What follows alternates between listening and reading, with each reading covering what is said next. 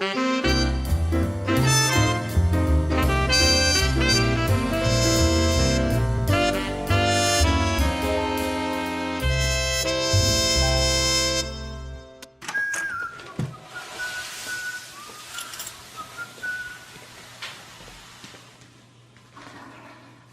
you doing? Using the bathroom. That's my stall. Did you see the placard on the... Yes, I know, but somebody was using the other one, so I... Well, then you wait.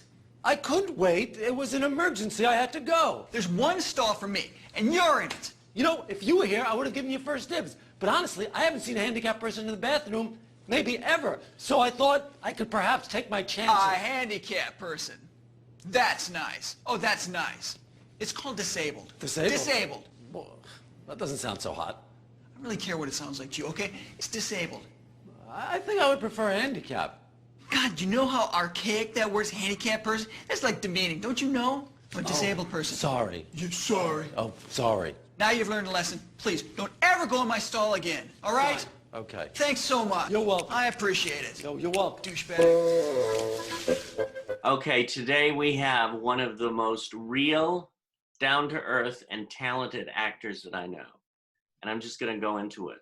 My friend, Michael D'Amore. Hello, folks. Hello, folks. How are you, mister? I am well, thank you, given the givens. Yeah. It's a crazy time, isn't it? Crazy. Yeah. Somebody said at the beginning of all of this stuff that it was all a hoax and it was just going to go away with a little warmth, and that hasn't happened. And I'm very disappointed because this gentleman usually steers us right.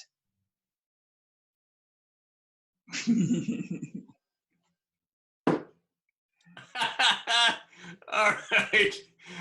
I have to tell you something. Tell me. I miss hanging out with you. I know, Dave. It's been a long time. Yeah. A really long time. It has been. I love that, you know, when we would like meet up for lunch or we'd hang out with Blair and Susie. Yeah. Blair Williamson and Susie Shallard. Yeah. You know what I'm doing with Blair these days? What? We're Blair's still doing his Saturday morning class, but he's Zooming. And so I've been participating, not consistently, but fairly consistently, and it's fun. It's a group of about eight or so students, and Mary and Jerry and sometimes myself. It's so I get to see Blair. Blair is Blair. Blair is classic Blair. Oh, that's very nice. Very yeah, nice. but getting back to what you said, yeah, it was nice. It was nice being together. Yeah, yeah. No, I mean, I Zoom with him once. I think I've done it 3 times. So maybe, you know, once a month. And talk about you. What about me? Now, you were born and raised in Milwaukee. And that's where I am right now. I'm outside of Milwaukee, and yeah, I'm a Wisconsin boy through and through. Still. What is it about Wisconsin and Milwaukee that you love so much? You know, that's a good question because if I'm being honest, Wisconsin's probably no better than any other place. I think the people here are nice. I take that back. I mean, there's good, like sort of good Midwestern values that I like and appreciate. I think more than anything, it's just the fact that I was raised here. I'm familiar with my surroundings, and my family's here. Right. If I didn't have family in Wisconsin, you know, I don't know, I'd probably stick around for a while. But I mean, there are lots of nice places in the world, but I'm just familiar and very comfortable with it here. And right. And so you know, we were talking earlier about COVID. When things started to fall apart in the very early days, we didn't know that it was going to devolve into this crap, but we knew it was possibly going to get bad. And I said, you know, I'm just going to go home. Better to be here, which is first of all a nicer physical place, but not be alone, you know, in my apartment in California. So right. Better to be home. So that's. Well, that's so interesting. You're saying that because I so want to be with my mom, with my brother, and then also with my uncle, because I love my family is so important to me. Yeah. And I mean, I always talk about my other, you know, my extended family, who I'm so blessed that I have that. Right. But talking about the blood family, it's nice. You know, I could Zoom them and this and that, but it's not the same. You know. No, no, it's not the same. And Um, there's a bond there that just maybe maybe I shouldn't speak for other people, but it seems to me there's bond for most people, a familial bond that is unbreakable. You know, yeah, it's very special. yeah. You can have extended family, like you mentioned, and I know that you have a lot of people around you that you love very much like family, but it is different. It Mm, is just different. yeah. Well, I'm glad you're there. And you're the youngest of four? Hmm. And are Yeah. they all there too? Yes, with the exception of my brother Dave, who lives in Costa Rica, and he was here for a while. He's got some stuff going on down in Costa Rica, and they were shut off. They closed their borders and they flattened the curve very early Mm, because they took it seriously. Anyway, there was a single flight that was going down, and long story short, he was able to get on it, and so he went back down to Costa Rica about a month and a half ago, something like that, and he's mm. been there for a while. Um, but yeah, they were very smart about it, and they people took it seriously, and it's still around, but not like it is here. Right. Yeah. So, what was the first play that you ever did? What was that first moment you said, I want to be an actor? Well, being the youngest of four and always having the attention, on me is it was very important because I was that kid, that obnoxious little bastard. Um, I remember doing plays in elementary school and kind of loving it. And but again, growing up in Wisconsin, I never really thought about doing it seriously. I was in a play in my senior year. It wasn't even a play; it was the Senior Follies, Ah, and yeah. and I did it because it was kind of the thing to do, and you could, you know, I can't sing. I've said many times I can walk better than I can sing. So I'm just not. I never thought about actually being in a play because I cannot sing for Mm. the life of me. But this was Senior Follies, and it was kind of like everybody was involved, and I did it, and I got a couple of roles on it, and I really loved it. But again, the thought of really being an actor just wasn't a real thought because it's Milwaukee, and I just thought, well, you know, just you just you don't become an actor in Milwaukee. So But then you moved. and then I moved, and then it Became an was actor. and then with it, like I said, it was always kind of intriguing, not just being an actor, but being in the industry in any sort of any capacity. Mm. But of course, being an actor was the thought was exciting to me and interesting. And the thought was really at this point now I'm when I'm in California now by this point I'm in a wheelchair, and I'm thinking, well, what's the worst that can happen? They can say no, and it's not going to be terribly humiliated. So I'll give it a try. I mean, you were going to school, uh, Yeah, yeah. and then that's when you got into the wheelchair? Or? Well, no, I was in college after my second year of college, in between sophomore and junior year of college. I broke my neck in Wisconsin diving into the water off of our pier. Um, and then I finished up school down in Florida, and then after Florida, I went to California. But in the meantime, right after my accident, right after I got out of rehab, I came out to California, Yeah. Los Angeles, Westwood, for some rehab. And so I spent 6 months, something like that, in California, became very familiar with Los Angeles and loved it. And I wanted to come back. Ended up coming back, and I've been sort of a quasi-permanent resident Yeah. ever since 1988. Now, what was it about California that had that, I got to be there instead of Milwaukee? It was everything. It was new. It was interesting. There were movies being made. It was kind of exotic. The things happen in LA that don't happen in other parts of the world. Mm. Um, I loved the weather, of course. I loved kind of the excitement of, um, of the speed of life that goes on there. People say everything's easy in LA, and it's not. It's not slow and laid back. It's not. It's kind of exciting at all times, and kind of not so nice at sometimes. But it's a different life. It's a different life. So I was intrigued by that, and keep in mind I was much younger then as well, and so I just kind of was drawn into it. Now, had you studied it in college? Is that what you were? No, What was your focus in college? biology. I've got a degree in natural science. Yeah, So you could have been a doctor. I wanted to be a doctor. I still wanted. It's still one of my biggest regrets that I didn't go to med school. I look back on it, and the thing is, uh, being a doctor and going to med school in particular is such a drain. Yeah. It is so physically demanding and mentally demanding as well, of course. And I thought, well, I'm in this chair now. I don't think I can do it. And I just kind of, I went through the motions and sort of, I got my degree and didn't worry about my grades, and I just kind of did my thing and kind of gave up on the idea. And part of me understands it still, because it would have been difficult. And I don't know if I had it in me to do it. Another part of me says,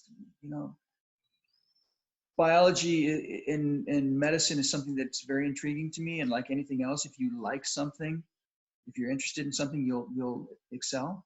Yeah. So I do regret not going forward, or at least not trying to go forward. But anyway, yeah. So I got my degree in natural science from Florida. Getting back to it, I had been out in California for some rehab right after my accident. So I was familiar with the city and with the state, and just came back. Well, when you got here, you got into, I mean, it's the CBS school break special, Parenthood, Melrose Place, Anger Management, Curb Your Enthusiasm, and you recurred on several of those. Well, sort of, yeah. I got lucky. I got lucky. That's what it is, And I'm the most unlucky person you'll ever meet. I mean, if something bad's going to happen, it's going to happen to me. Oh my I got lucky a couple of times. But after listening all those, not many people can say that they've been on all those. Yeah. I love how you're that's why you're so amazing as a person, and how it comes in. Yeah, that's right. No, I mean, because you're not like, hey, look at me. You have this realness about you, this, like I said, and the thing is, it goes into your acting. David, I'm on camera right now. I'm being falsely modest. You know me personally. You think I'm an asshole in real life. I think you're a big asshole. No, I don't. Wait a minute. How many other people have sworn on your webcam? Go watch Dee Wallace's. Oh, really? I would have never expected that from her. She seems like all-American Ms. Apple Pie. She is, and with a spice to it, and she's amazing and wonderful, and arsenic in. And she swears too. And she what? Oh, she swears too. Well, so when you need to swear, you use it, and then you could use that. And this is the lesson for today, everyone. You can use that swear, and you could put it into "I love you." Underneath, I thought of something else, and of course, I wasn't talking to you. With that, I would say to you, "I love you, Michael." I know you would. Yeah, right back at you. Interesting story on that.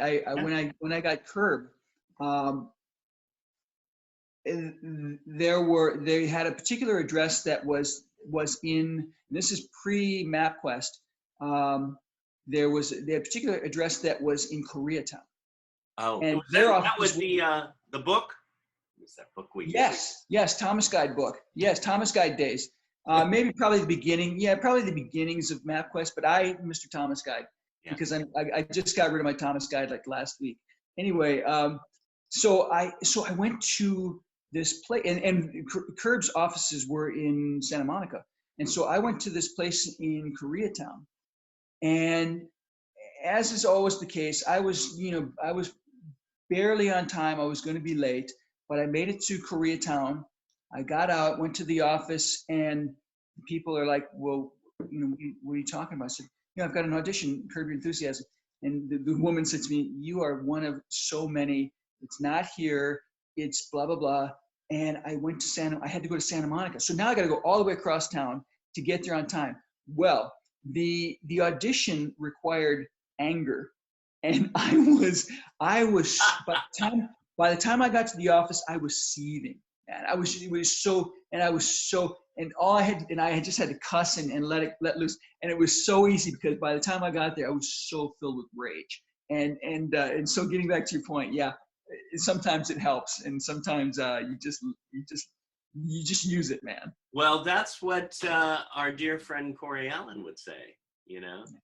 You just, where are you? You're here, so use where you're at. And of course, all the other stuff, but don't disregard where you're at. Yeah. Boy, I wish he was. What? I wish he was around to still give me a further lesson. He's around in certain ways. Yeah, I hope so. Yeah. He doesn't talk. I talk to him sometimes. He doesn't talk back to me. Do you? Does sometimes. he? Yeah. I know that sometimes I'm there and I feel him and like, oh, okay, you're here. Or especially when I'm with Jewel, we're like, oh, Corey's here. Apparently she had a relationship with him. I didn't know that. A friendship, yeah. Really, I didn't know that. They didn't date. No, I didn't mean it like that. I mean, but a relationship. Oh yeah. In fact, we did the after Corey's house burned down, we were doing a Christmas Carol at the time, and we gave his Emmy Award had melted, so I went got a new Emmy Award and we presented it to him on the stage, and Jerry was there next to me, and so and it was such a wonderful group that wow. And Blair took one of my favorite pictures of all time with all of us standing there presenting the award to him with Lucy Hagen, and it was a great cast. Yeah, nice. That doesn't surprise me. Blair's an amazing photographer, isn't he? Oh, seriously. What? It's crazy. It's crazy good. It's crazy good. And I told him that once we all get out of quarantine and have the vaccine, he needs to go. One of the first things he needs to do is go to a venue and hang his pictures up and have a big showing. Yeah. Hey, you flew planes? Did you used to fly planes? Yeah. Where did I tell you that? How did you? I forgot. I forgot you knew me. I'm going. Wow, he's getting me all these. He's getting all of these details. Where the hell did he get that? Yes. Hi, I'm Barbara Walters. You're gonna have me crying before the end of this. Oh my God, I don't normally talk about this, but yeah. It all started when I was a child. Oh. Oh, I still am a child. Yeah, me too. So my child was getting older by the day. Speaking of me, not you. My God, no, we, listen. But no, you flew planes. When did this come about? I was always fascinated with flight. And from the time I was a little kid, I still am. Every time I hear a plane go overhead, I have to watch it. It's just it's beauty. It's a beautiful thing. It's beauty. It's like grace just to see a plane flying through the air. I'm fascinated by it. And so when I was at the end of my freshman year of college, I went to a local airport and started taking lessons. And I got really lucky because my college, somehow we had an aviation class. It was flight school. and I took my flight school in college and got credit for it. And I did that all before I started flying, so that was helpful as well. But you know, I enjoyed it. Yeah. If I were to do it again, I probably wouldn't, because flying is very impractical. It's very expensive, and most people don't stay with it, and it's understandable because, you know, if you think about it, unless you're flying to a place like a corporate pilot or something like that, you know, you have to leave your car at the airport, you get in a plane, you fly to plane, you know, from A to B, then you get to place B, and then you got to get some other form of transportation, ground transportation, to get you to where you're going to go. And then if you're renting the plane, you can't do that. I leased a plane, which is what most pilots do. And then if you own the plane, that's a whole different story. It's just a very expensive, impractical thing. But it was fun. I love knowing that I know how to fly a plane, even though I don't fly them anymore. Flew gliders a couple of times, which was pretty cool. Yeah. So yeah, that's kind of cool that I did it, but it's in my past. And even if I were walking today, and not that you don't necessarily need to be walking to fly a plane, but even if I had the time, hugely time consuming, and the money and all of that sort of stuff, I don't know that I'd be flying today. Plus, it's not the safest thing in the world. Yeah. Well, you. I mean, it seems like you really went after some on the edge kind of that's thing. What it was. Well, it was something that I guess that I could say I'm actually kind of proud of that. It was something that I did go after that most people don't go after. But I thought it was an interesting thing. I thought it was an exciting thing. And I said, you know what, I'm going to do this. And I went out and did it. And it was not the normal thing to do, but it was, like I said before, like talking about medicine, if there's something you're interested in, you're going to pursue it. You know, you should, at least. Like writing a novel? Have you, am I doing good on my homework? God, David. I talk too much. I talk way too much. Well, tell me, what was the title of your novel? The title of my novel is Mornings in England. And yes, I did write it. You want to say anything more about it? What would you like me to say? Where does the title come from? That's actually an interesting story. This is actually kind of interesting. The novel came from two things. Let's go back to Hollywood Boulevard, circa 1990, probably 90, 91, something like that. I'm living on Hollywood Boulevard, like just almost the corner of Hollywood and La Brea. Yeah. And I'm watching this movie on cable called Oxford Blues. Rob Lowe. He's this, so there's a scene where he's on the river. I don't know if it's the River Thames. He's on some river, and they've got their shells out. They're not canoeing, rowing.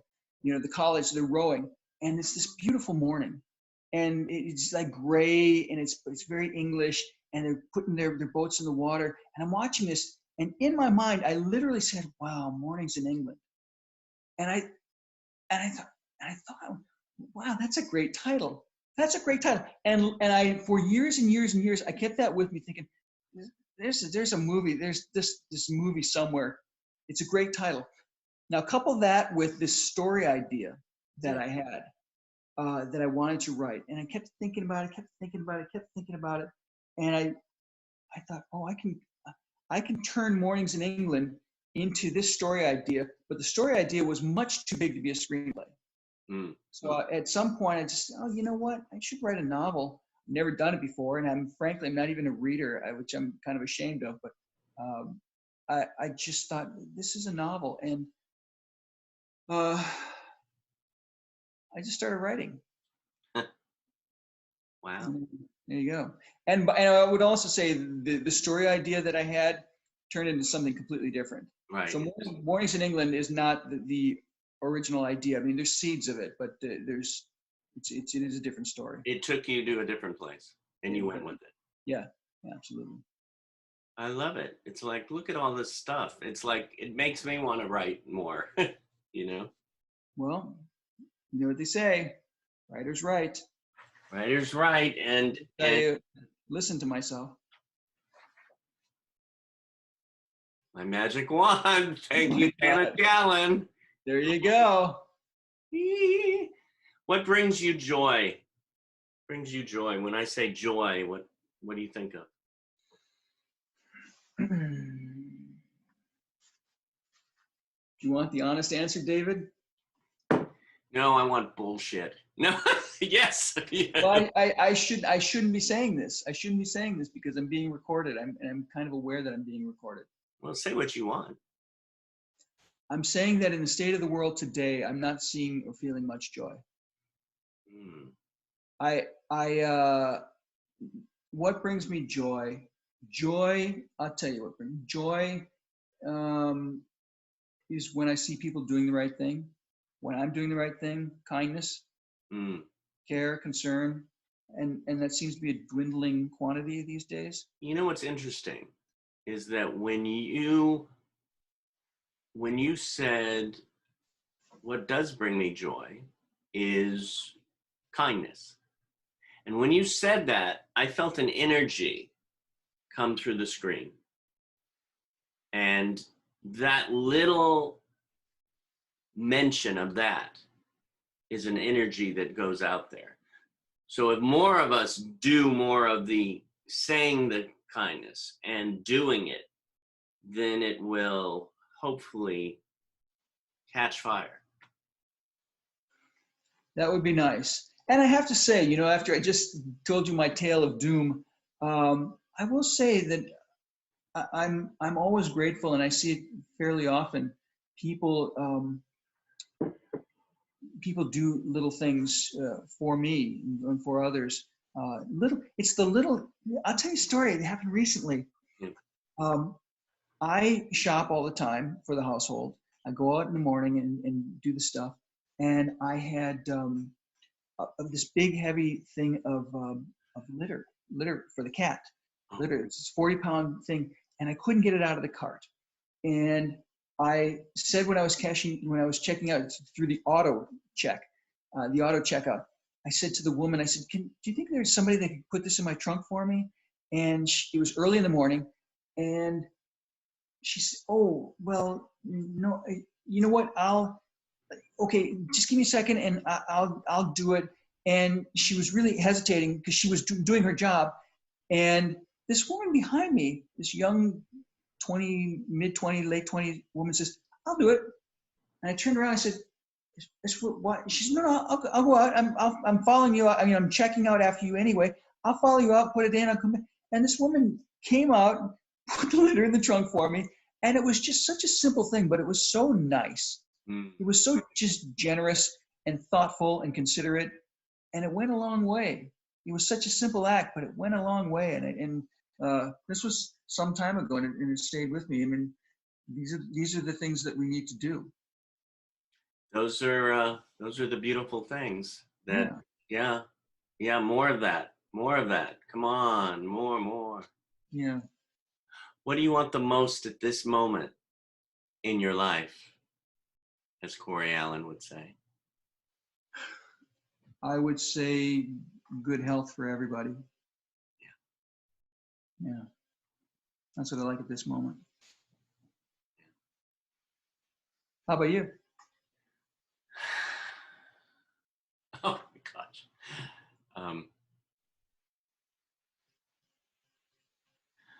A kiss. From? I don't know. I was on Facebook the other day, and somebody said about, when this quarantine is over, and I says, I was at my dentist office the other day, and I was sitting in the waiting room, and all of a sudden I just blurted out, I says, when this is all over, the first person I see, I'm going to just run up to and kiss them. Exactly. Right? Yeah. That's not a bad wish. Yeah. I can go for that. Who knows? Maybe I'll get married. Got somebody in mind? No, Okay. not yet. Okay. I'm single.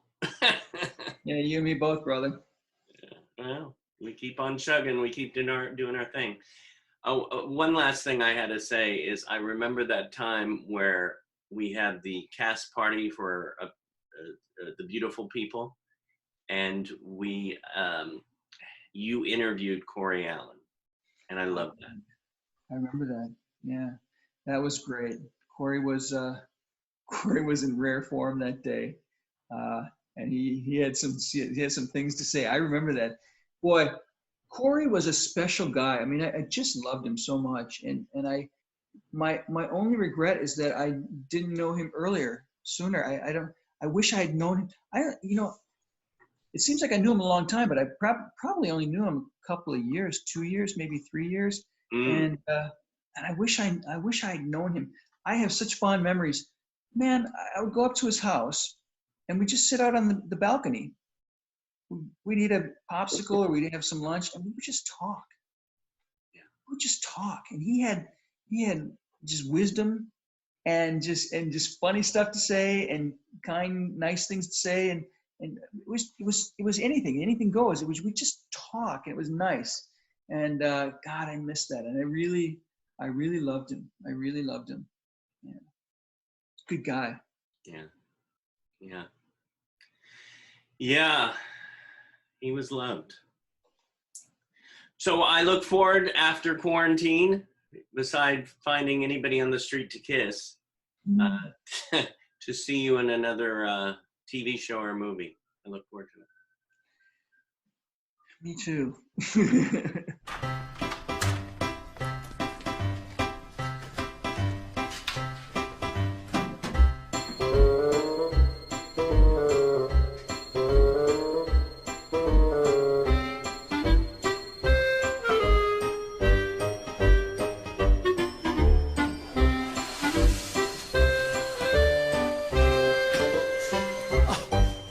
Well, looky here. Look what's doing here. Aren't you supposed to be in here? It seems to me you're using the wrong toilet. Am I? Somebody was in there. I had to use the normal one. Really? First of all, we don't like to be referred to as normal, okay? We're able-bodied. Able-bodied, not normal. That's like from the 80s. Who doesn't know that? I had to go to the bathroom. Somebody was in there. Well, then you wait. You wait. Let